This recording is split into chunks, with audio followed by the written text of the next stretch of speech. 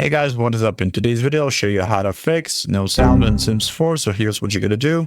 You're gonna go to search, open the control panel. In here, if this is set to like these walls, you wanna click here and switch it to large icons, open sound. Once it opens, you wanna find which audio source is like the main one. Let's say speakers for my case. And you wanna double click on it. Now click on levels and make sure this is set to 100%. Also make sure that this is not muted.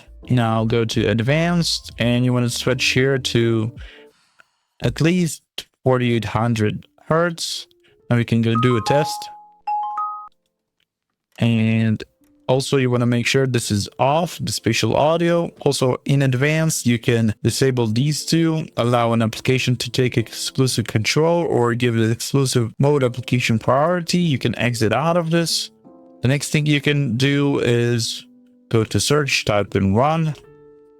In run, you want to type in MSInfo32. Once it opens, you want to look for here baseboard product. For me, it's B450. And now you want to go to the Chrome and type in B450 Gaming Pro. For me, whatever it says for you, you want to go to the MSI or whatever your manufacturer is.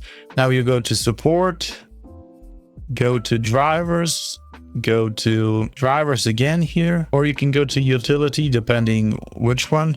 And now you can download the latest audio driver. So you go to onboard audio driver and then download the latest one. And you simply install it and then restart your PC and it should work properly. So that's it for this video. That's how you fix no sound in Sims 4. Hopefully this video helped you guys. Like, subscribe, comment down below. See you guys in the next one. Bye bye.